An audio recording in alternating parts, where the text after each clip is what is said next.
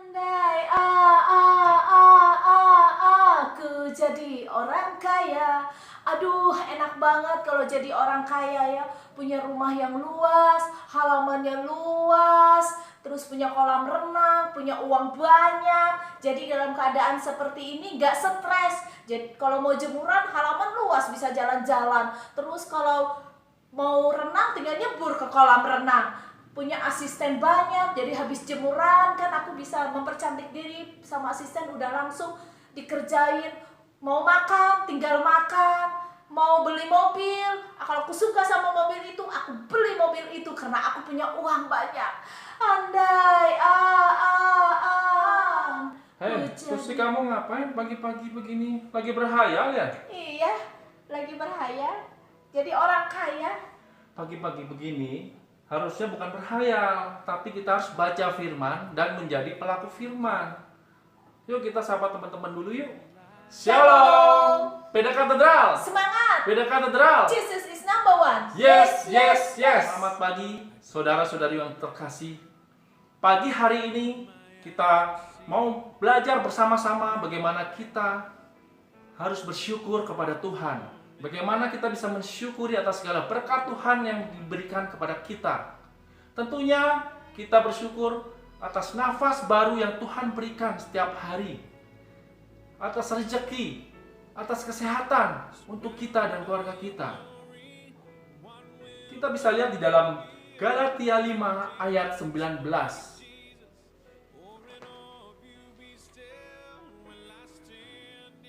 Dikatakan bahwa perbuatan daging telah nyata, yaitu percabulan, kecemaran, hawa nafsu, penyembahan berhala, sihir, perseteruan, perselisihan, iri hati, amarah, kepentingan diri sendiri, percideraan, roh pemecah, kedengkian, kemabukan, pesta pora dan sebagainya. Terhadap semuanya itu, kuperingatkan kamu, seperti yang telah kubuat dahulu, bahwa barang siapa melakukan hal-hal yang demikian, ia tidak akan mendapat bagian dalam kerajaan Allah. Sudah jelas dikatakan bahwa orang yang larut ke dalam hawa nafsunya, ke dalam kedagingannya, sudah jelas dikatakan tidak akan mendapat bagian di dalam kerajaan Allah. Bagaimana orang bisa masuk ke dalam kerajaan Allah? Kalau misalkan di kantor nih, karyawan kerjaannya cuma sikut kanan, sikut kiri, menjatuhkan teman supaya dapat promosi. Misalkan pengen jadi manajer atau pengen menjadi direktur. Misalkan kalau bagi pengusaha misalkan contohnya, yang kerjanya cuma pengen cari keuntungan melulu. Yang penting untung, cuan, cuan, cuan, tanpa memperhatikan dan mempedulikan nasib orang lain atau nasib karyawannya misalnya. Atau misalkan di dalam rumah tangga nih, seorang istri yang kerjanya ngomel-ngomel terus, nuntut terus, pengen ini, pengen itulah, pengen mobil baru, pengen baju baru, atau pengen rumah baru, tapi tidak melihat kondisi suaminya misalkan apakah mampu atau tidak. Terus larinya ke hal-hal yang tidak berkenan pada Tuhan. Misalkan nyembah berhala atau suruh suaminya korupsi. Itu hal-hal yang merupakan hawa nafsu, kedagingan yang tentunya Tuhan tidak izinkan itu kita lakukan. Bapak Ibu sekalian, jadi kehidupan yang kita dapatkan itu pasti akan berbeda-beda. Karena Tuhan tahu takaran kita, mana yang baik, mana yang tidak. Seperti kopi ini.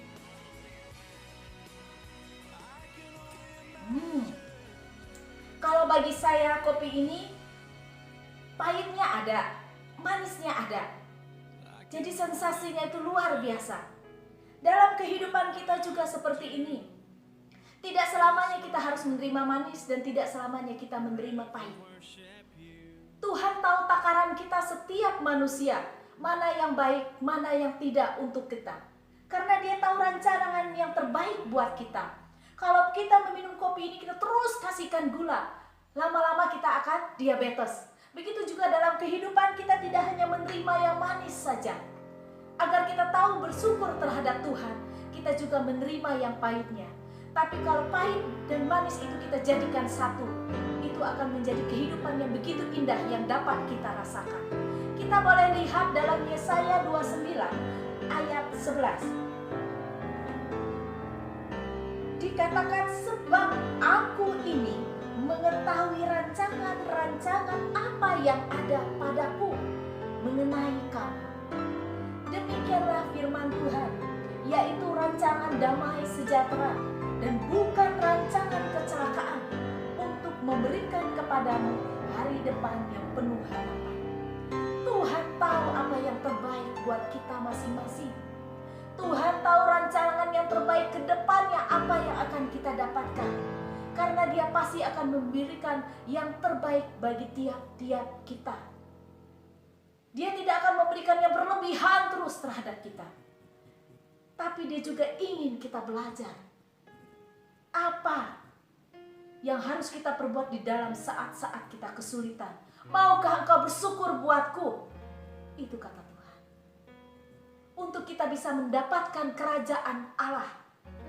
Jadi setiap hendaknya lah kita mau bersyukur dalam setiap kehidupan kita, dalam setiap tingkah kita, dalam setiap perbuatan kita, apa yang kita dapatkan.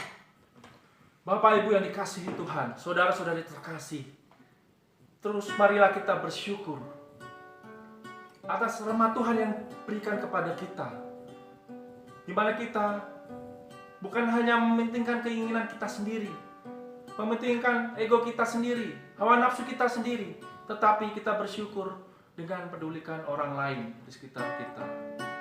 Kita bersyukur atas segala berkat dan kasih Tuhan.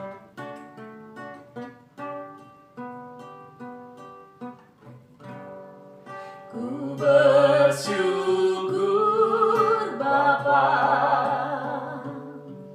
ku bersyukur Tuhan, buat kasih setiamu di dalam hidupku. Ku bersyukur, kami bersyukur. Bersyukur Bapa, Kami bersyukur Bapa, bersyukur Tuhan, kami ingin selalu buat bersyukur kasih Tuhan. setiamu di dalam hidupku. Ku bersyukur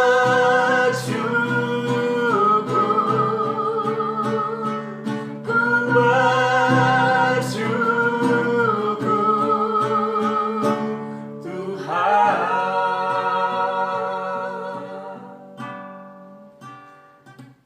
Mari kita berdoa, kita angkat tanda kemenangan kita. Dalam nama Bapa dan Putra dan Roh Kudus, amin. Allah Bapa yang Maha Kuasa, kami terus bisa mengucap syukur kepada Engkau Tuhan. Mampukan kami dalam setiap kami melewati kesulitan kami. Mampukan kami dalam kami melewati kehidupan kami. Karena kami percaya rancangan-Mu adalah rancangan yang indah dalam hidup kami. Kami ingin terus mengucapkan syukur dalam hati kami dan bibir kami, dan mengucap syukur atas segala kemurahan hati-Mu. Terima kasih Tuhan atas kehidupan yang indah ini. Terima kasih Yesus. Terima kasih Yesus. Kemuliaan kepada Bapa dan Putra dan Roh Kudus, seperti pada permulaan, sekarang, selalu, dan sepanjang segala abad. Amin. Dalam nama Bapa dan Putra dan Roh Kudus. Amin. Tuhan memberkati.